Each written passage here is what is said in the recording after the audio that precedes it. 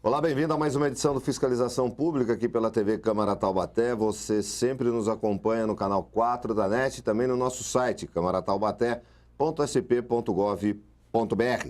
Hoje recebemos aqui na nossa bancada, mais uma vez, com muito prazer, João Vidal, que é vereador no seu primeiro mandato pelo PSB. Vereador, satisfação recebê-lo mais uma vez aqui. Toda minha, Miguel. Uma alegria estar aqui contigo. Vereador, o senhor foi convidado para um congresso na China. Eu queria saber o que foi discutido nesse intercâmbio e também como é que é o cardápio na China. Eu queria que o senhor contasse para a gente. Legal, Miguel. Eu começo já dizendo que é o seguinte, não houve um centavo de dinheiro público de Taubaté nessa... O senhor foi pelo partido, nessa viagem, exatamente. O partido me indicou como membro da delegação que foi convidada pelo governo chinês para fazer uma visita de estudo e pesquisa na China. A China, milenarmente, né, um país de 5 mil anos de história, tem e investe na política de relacionamento com os povos, com os outros países do mundo, convidando esses povos, essas pessoas a virem até o seu país, até seu território. Ali eles são tratados muito bem, nós fomos tratados muito bem ali, é o convite do governo chinês, para que a simpatia com o país aumente e a gente possa negociar com a China, que eles se consideram um império do meio.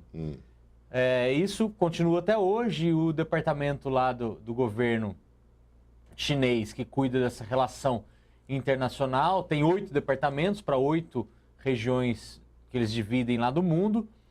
E dentro da região da América Latina existe uma região que se relaciona, do governo que se relaciona com partidos políticos. O PSB é um dos partidos que se relaciona com o governo chinês e a partir daí que surgiu esse convite. Eu fiquei muito feliz de ter estado lá, foi uma experiência riquíssima, né? Levei muitos preconceitos para a China e alguns foram derrubados, né? Eu vi lá um país muito pujante, uma qualidade de vida crescente, um povo pacífico, e você vê isso no trânsito caótico que é lá, mas é um a caos... calma oriental. Exatamente, é um caos de trânsito, de pessoas e tal, mas há uma paz reinando ali entre eles, não há agressões, muita gente passa na frente do outro, os carros cruzam para todos os lados, mas há uma paz muito grande entre eles. Mas o principal ali, Miguel, foi que é um país que há mais de 30 anos, cerca de 40 anos, eles decidiram, eles mesmos falando, erguer a cabeça, né? Sair daquela dominação, especialmente do Japão, da Inglaterra, mas também Portugal. Era um país muito subserviente, apesar do seu tamanho. E estabeleceram a revolução cultural e abertura. E depois de 40 anos, esse país é uma das grandes potências mundiais. Na verdade, a segunda maior potência mundial. Eu acho que eles vão ser a primeira potência mundial. E que conseguiu erguer a cabeça. O mundo inteiro hoje respeita a China. O mundo inteiro hoje tem relações com a China. E na palavra deles mesmos, e o que eu achei muito interessante é que a China resolveu crescer. A China precisava, então, acumular riqueza e acumulou, cresceu economicamente. E agora chegou o momento da China cuidar da sustentabilidade, né? Ou seja, eles se recusavam um pouco a discutir isso. O protocolo de Kyoto é um exemplo disso. Eles querem cuidar da sustentabilidade e trazer para o seu país investimento em ciência, tecnologia e inovação. Ou seja, não queremos mais, palavra deles, ser o país da mão de obra barata. Nós queremos qualidade de vida para o nosso povo. E a China está soltando aí uma classe média em torno de 600 milhões de pessoas para o mundo e a gente esbarra chinês no mundo inteiro, consumindo, vivendo e tal. Então, um país que me encantou muito e fora toda a história que eu pude conhecer lá daquele país. Interessante que o senhor disse que eles querem agora também absorver a questão da ciência e tecnologia, ou seja, ser capaz de produzir, de ser país produtivo, e não mais o país da mão de obra barata, lendo no português, claro, parar de fazer falsificações, pirataria com a mão de obra barata, é isso? Exatamente. Eles dizem que agora eles acumularam riqueza, né? É um país que está colocado no cenário econômico e muito bem colocado, e agora eles precisam cuidar da qualidade de vida do povo. E assim sendo, não ser o país da mão de obra barata. Foi palavra deles lá, né? Inclusive com esses termos. O que é muito interessante, porque eles, para ter produção, eles copiaram muito, né? Sim. De todos os países, copiaram a produção, trouxeram para eles lá a produção e o instrumento de incentivo para que a produção de outros países viessem para lá era mão de obra barata e gente para trabalhar eles têm bastante, né? 1,3 bilhão de habitantes. Mas agora eles querem investir em serviços com valor agregado, ciência, tecnologia, inovação e a sustentabilidade, para garantir a qualidade de vida do povo. Eu vi cidades lá, fui nas 4 maiores cidades, nas 4 mais importantes economicamente, não posso dizer que são as maiores de verdade, mas as economicamente mais importantes, sim. Xiamen, Fuzhou, Guangzhou e Beijing. Excluindo Xangai, né, que são, eles tratam lá de um país, 2 sistemas, né, que o Xangai tem um sistema econômico diferenciado do resto do país. Mas nessas cidades eu vi cidades muito grandes com muito verde, cidades muito organizadas urbanisticamente, muito agradáveis urbanisticamente. Eles não negam que há a poluição lá. Eu não senti tanto, talvez pelo período que eu passei ali, não senti tanto os efeitos da poluição. Mas eles estão cuidando isso, ajardinando as cidades. Sim, então, sim. Eu trouxe uma ideia muito interessante de lá, que os viadutos nessas cidades, eles são as suas estacas, os seus pilares, as bases, as estruturas dos viadutos. Tem aquela, eu não sei o nome, mas trepadeira, sabe?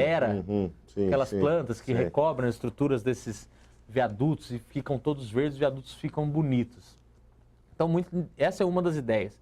Muitas ideias interessantes trouxe de lá, vamos ver se a gente consegue aplicar. O senhor não me falou como é que o senhor se virou com o cardápio.